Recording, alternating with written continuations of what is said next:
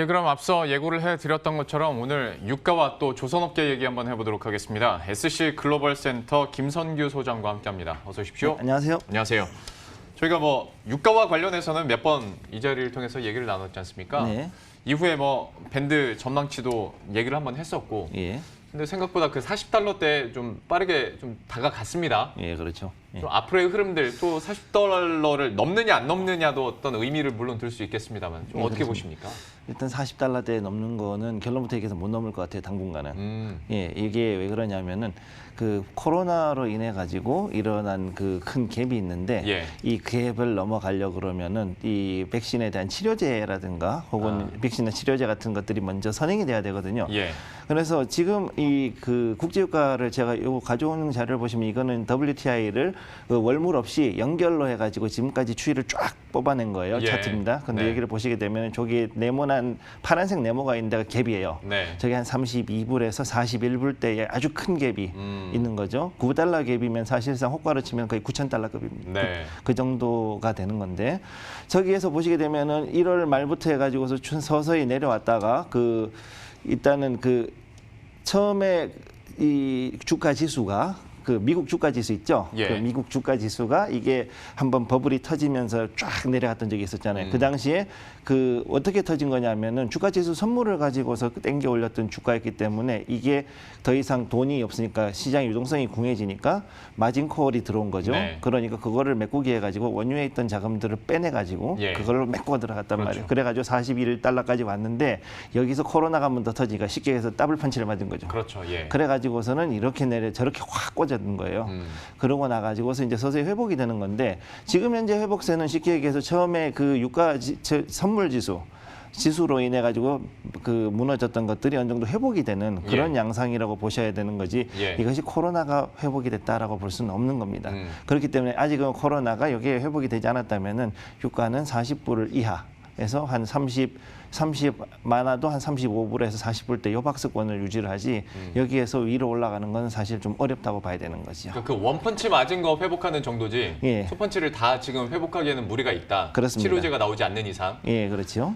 그래서 저항선 역할을 40달러대에는 계속 하게 될 것 같다라고 얘기를 해주셨고 실제로 골드만삭스에서도 국제유가를 하락적으로 계속 보고 있더라고요. 예. 이건 어떻게 해석하셨습니까? 반은 맞고 반은 틀리다고 봐야 되는데 일단은 이 내용을 보면은 결국은 그 전체적인 국제 수요가 전체가 다 떨어졌기 때문에 회복할 수 없다라는 식으로 얘기를 하는데 예. 사실은 그거는 아니고요. 지금 어느 정도 이제 미국 쪽 같은 경우는 회복이 됐어요. 네. 그래서 이거를 봤을 때는 전체적인 수요에서 떨어지는 거는 사실인데 문제는 어느 정도 서구권이 좀 따라 올라오고 그다음에 아시아권에서 그 뒤를 받쳐가지고 더 올라가줘야 되는데 네. 지금 인도하고 중국이 제일 큰 시장이잖아요. 둘이 합치면 인구가 거의 한 30억 되는데 인도는 지금 계속 홍역을 앓고 있고 예. 그다음에 중국도 아직 이 코로나19가 완전하게 회복이 되진 않았기 때문에 예. 이게 문제가 되는 거죠.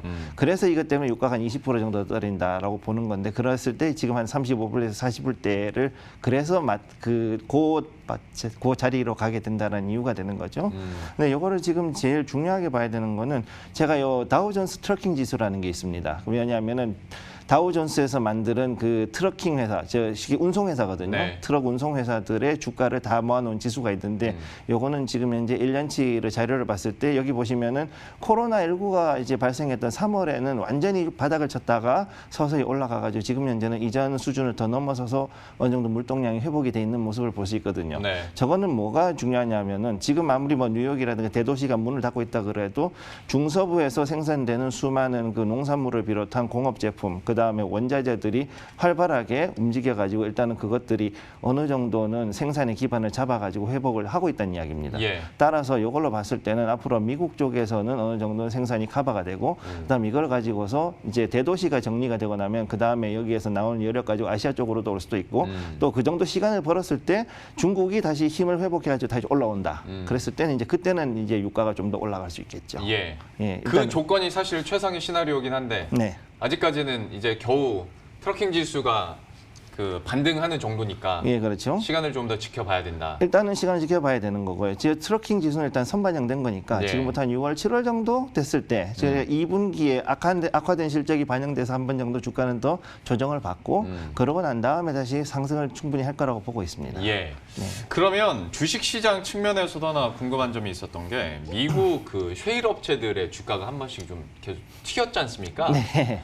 그러니까 이게 민간 업체여서 그런지 몰라도 그러니까 가장 먼저 파산이라는 얘기가 나왔던 것도 이런 셰일 업체들이었고 또 한 번씩 또 빠르게 튀는 것도 이쪽이란 말이죠. 예. 이런 현상들 좀 어떻게 해석을 해야 될까요? 두 가지가 다 맞아요, 이거는. 근데 이제 여기서 제일 중요한 거는 왜 튀었느냐를 알아야 되는 거죠. 그렇죠. 예. 그럼 왜 튀었느냐? 그랬을 때는 이유는 딱 하나 있습니다.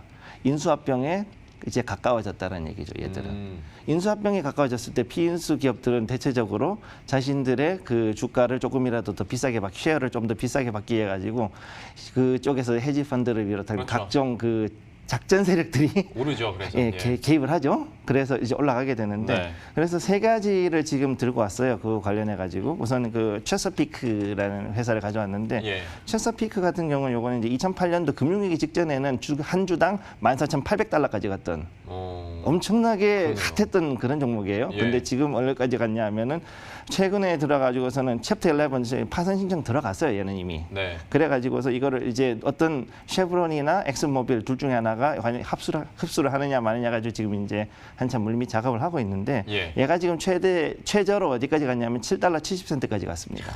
그랬는데 이거를 가지고 인수하겠다. 그러니까는 어떻게 됐느냐? 다시 이거 가지고 18달러가 넘게 올라갔죠. 그러니까 네. 두 배 250% 먹었죠. 예. 그때 7불 70에 샀던 사람들은 한 250% 정도를 먹는 거죠.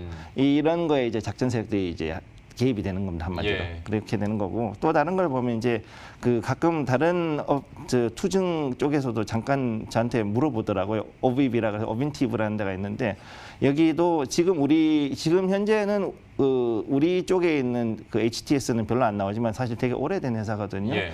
여기 같은 경우도 잘 올라갔을 때는 굉장히 좀 많이 올라갔었다가 이게 지금 현재 쪼그라들어 가지고 어디까지 갔냐 하면은 얘는 지금 2달러 10센트까지 갔어요.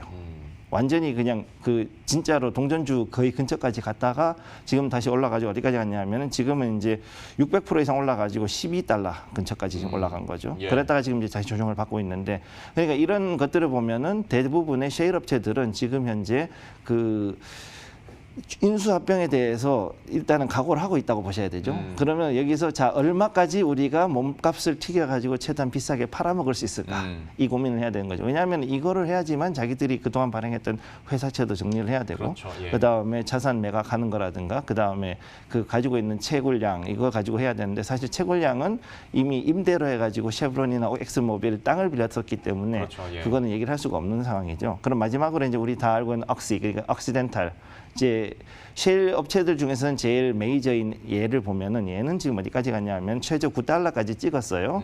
그랬다가 최근에 24불 40센트까지 해가지고 거의 이것도 한 270% 이상 지금 상승을 했는데 여기는 사실은 그 뒤에 워런 버핏이 버티고 있거든요.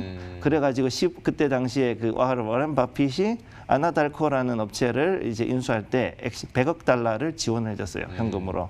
그래가지고서 억시덴텔이 그때 당시 인수합병을 성사했다가 지금 이런 저유가를 맞으니까 더 이상 버틸 수가 없어가지고 여기까지 온 건데 최근 들어가지고 여러 자구책을 내놓고 이제 그 여러 자산 매각을 들어가니까 그래서 지금까지 이 정도로 올라갔다고 보고 있습니다.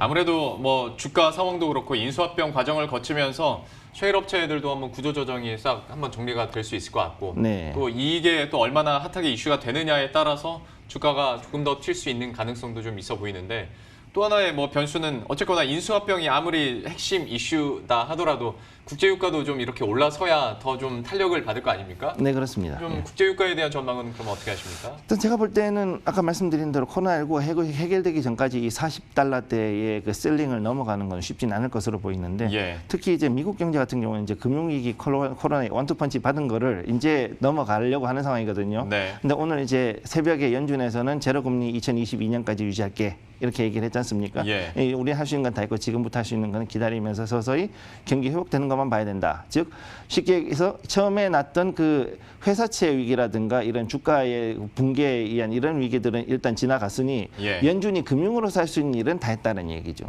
그러면 우리가 할 수 있는 건 우리가 할 수 없는 부분, 즉 질병에 의한 이런 팬데믹에 의한 거는 시간이 지나서 해결하는 것밖에 방법이 없으니까 여기에서는 우리선 더 이상 할 수 있는 게 없다. 따라서 현재 기조를 유지하겠다.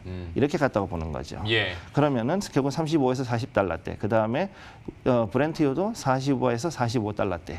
그러면은 이제 마지막으로 두바이유 같은 경우 오히려 35에서 40불 혹은 35에서 약간 더 깨질 수는 있어요. 예. 예. 저희가 몇 주 전에 얘기했던 것과 뭐 크게 다르지는 않은 그런 전망치 정도 그렇죠. 그리고 박스권 계속 예상을 해볼 수가 있겠네요. 그렇습니다. 국제유가에 대해서 잠깐 얘기를 해봤고요. 오히려 이제 국내 증권 시장에서는 조선주 뉴스들을 워낙 많이 들어서 조선주 좀 여쭤보도록 하겠습니다. 예. 카타르 수주 소식 예. 구체적으로 좀 파보기 전에 헤드라인성 질문부터 들어보겠습니다. 왜냐하면 이거를 어떻게 해석하느냐에 따라서 좀 변수가 될 수 있기 때문에 네. 일단은 헤드라인은 잭팟이 터졌다라고들 얘기를 많이 합니다. 그렇죠. 실제로 규모가 굉장히 컸으니까 예. 이 이슈가 나온 거부터 수주 의미 좀 짚어주시겠어요? 일단 수주 의미는 우선 저는 긍정적으로는 보고 있어요. 좋은 거죠. 예, 예. 일단 좋은 건데 이 내용을 보면 슬롯 계약이란 말이죠. 그렇습니다. 슬롯 컨트랙이면은 이게 뭐냐면은 한마디로 그 도크를 임대할게라는 예. 얘기인데 2027년까지 7년 동안 내가 도크를 좀 임대를 할게라는 계약이거든요. 예. 예, 그 동안에는 언제든지 자기들이 발주하면은 그 배를 먼저 좀 만들어 주세요라는 네. 거예요. 그렇게 한 거니까 이거는 꽤 괜찮은 성과라고는 지금 보고 있어요. 근데 예. 실제 물량이 100척이라고 했는데 이거는 보통 일반적으로 이런 슬롯 물량 혹은 이런 걸로 했을 때는 그 옵션 계약이라고 해가지고 최대가 얼마 정도, 최소가 얼마 정도 이런 식으로 항상 그 구분이 가 있거든요. 그럼 그거에 대한 계약 조건은 보긴 해야 되는데 지금 못해도 한 60척 이상은 일단 우리가 확보는 했다라고 일단은 보고 있습니다. 네. 제가 보는 관점에서는. 예. 그럼 그렇게 했을 때 이게 한 회사만 한 게 아니라 일단 조선 3사가 다 같이 했기 때문에 예. 이 정도면은 충분히 성과가 있다고 봐야 되는 거죠. 그 슬롯 계약 얘기해 주신 김에 질문 순서를 약간 바꿔서 그러니까 긍정적으로 볼 수 있는 부분도 있지만 또 한편으로는 슬롯 계약이다 보니까 이게 얼마에 수주할지 이거는 아직 정해진 게 아니잖아요. 예, 그렇죠. 그래서 이게 만약에 저가 수주가 아니더라도 이익이 많이 안 남는 거면 어쩌냐라고 걱정하시는 분들도 분명히 있습니다. 좀 여기에 대해서는 어떻게 판단하세요? 저도 사실 그런 부분을 좀 걱정을 하고는 있는데 이거는 사실 그 담당하고 있는 조선사들의 자신의 역량으로 봐야 되는 거지 우리가 어떻게 할 수는 없는 거잖아요. 예. 이게 정부가 물론 나서가지고 잘 좀 봐주세요 할 수 있지만은 그건 그거고 사실 그 카타르 정부 쪽에서는 어떻게든 싸게 하고 싶은 게 본심이지 않습니까? 예. 특히 QP라든가 카타르게스 같은 경우는 이제 그 노랭이로 악명이 높은 기업들이라서 제가 일단 카타르에서 한 3, 4년 있으면서 지사도 해보고 그다음에 그 카타르의 라스라판 쪽에서도 일을 해봤거든요. 예.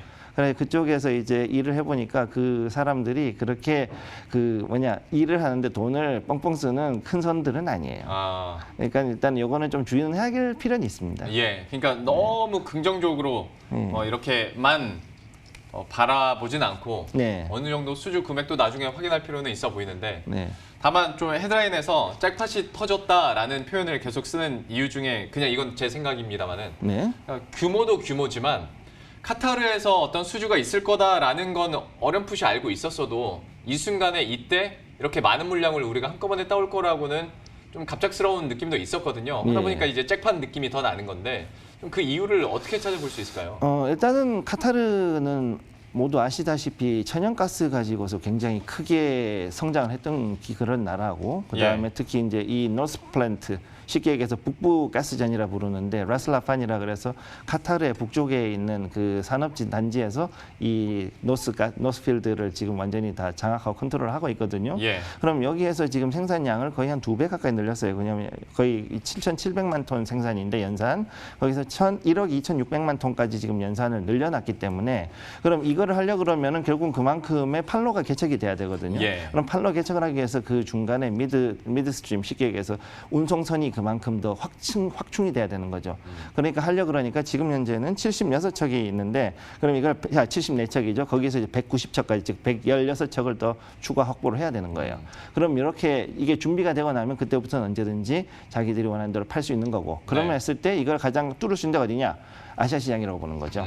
왜냐하면 아시아 시장에는 화력 발전들이 지금 아직까지 석탄 발전하는 데가 너무 많으니까 이거를 나중에 지금 현재 그 연료가 엄청나게 싸니까 그러면 이걸 가지고 대체하자.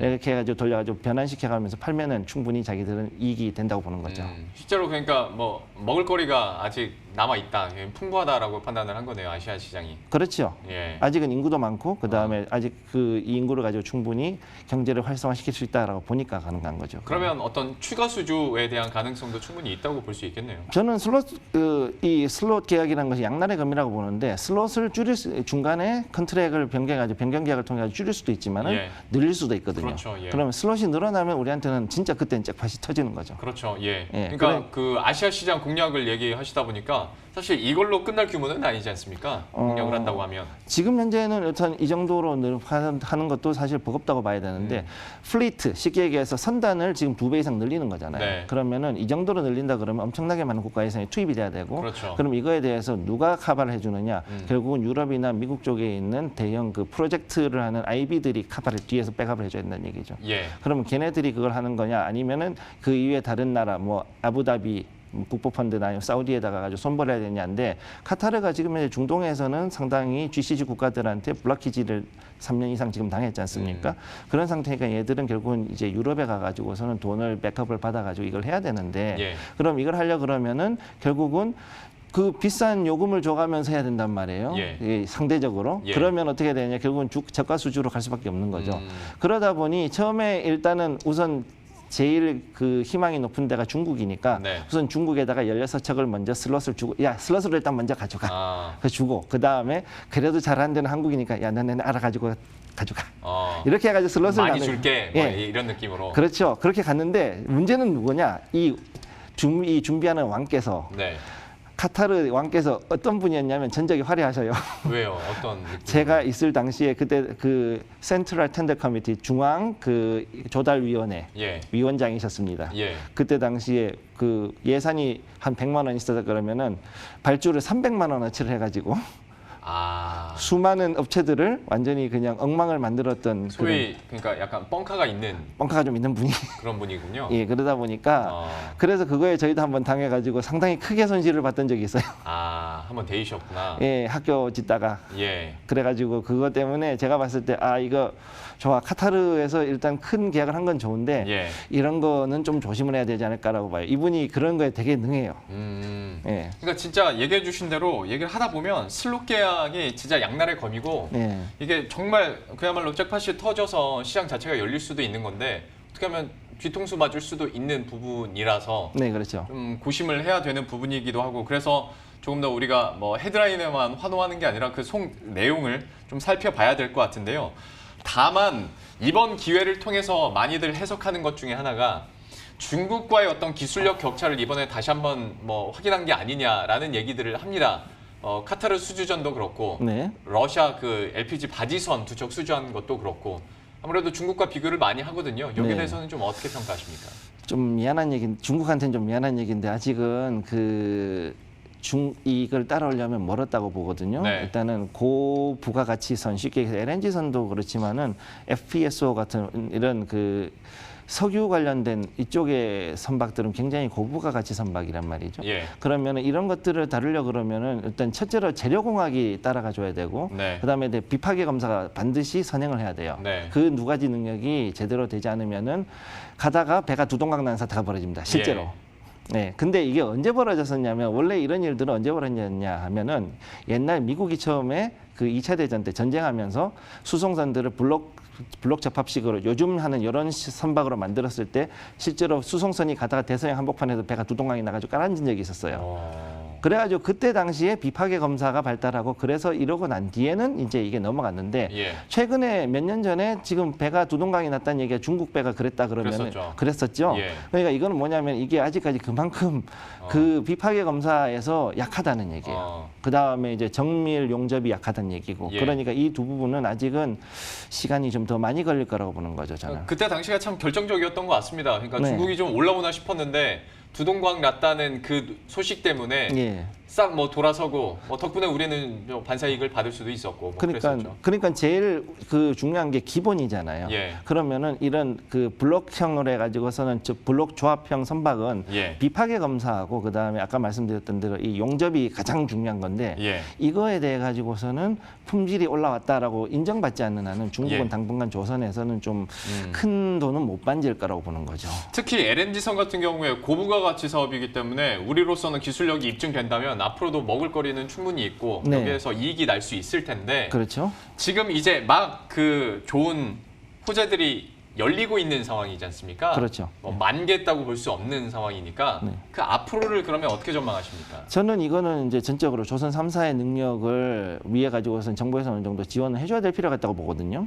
일단은 여기에 대해 가지고서 저는 되게 중요하게 보는 게 이 중동 국가들이 우리나라의 그 건설이라든가 조선을 높게 평가하는 게 뭐냐면은 아주 짧은 납기, 쉽게 얘기해서 다른 나라들에 비해 가지고서 굉장히 짧은 기간에 납기를 맞춰 가지고 넣어주는 것이 그동안의 강점이었단 말이에요. 예. 그럼 그동안에 해 가지고서 어떻게 했냐면 상당히 많은 노동자들이 거기에서 그 오버타임 쉽게 얘기해서는 초과 근무를 해가면서 만들어 가지고 질 좋은 품질의 제품들과 조선소 그다음에 쉽게 선박하고 그다음에 발전소를 그런 식으로 만들어 왔기 때문에 예. 그 신뢰를 받아가지고 지금까지 실적고가 이만큼 쌓였단 말이에요. 네. 그러면은 최소한 못하더라도 해외 투자하는 이런 프로젝트라든가 아니면 이런 관련 해외에서 일하는 부분에 대해서는 어느 정도 정부가 지원해줄 필요는 있다고 보는 거죠.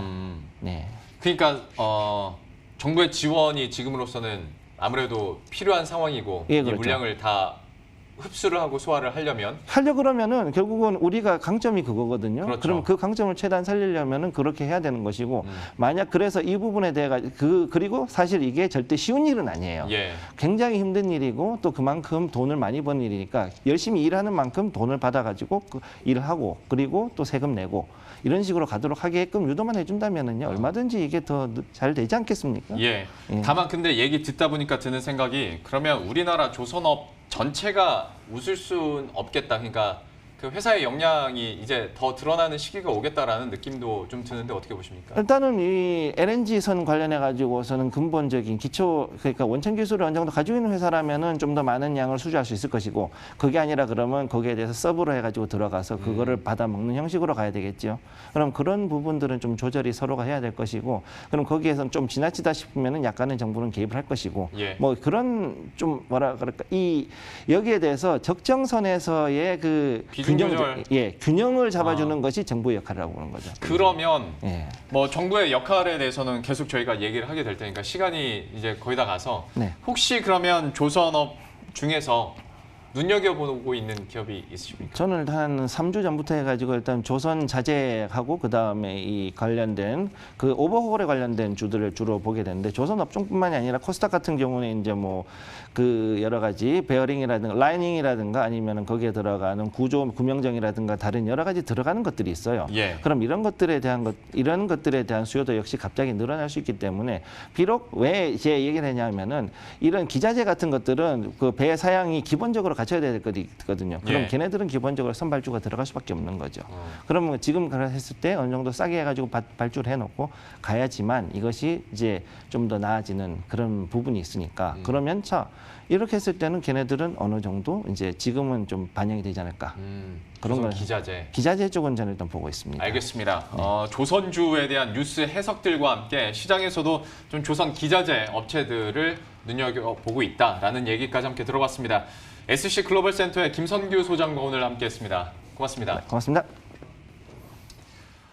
네, 그럼 저희도 여기서 인사드리도록 하겠습니다. 식사 맛있게 하시고요. 저희들은 내일 이 시간에 또 새로운 소식들과 전략 들고 다시 찾아뵙도록 하겠습니다. 시청해주신 여러분 고맙습니다.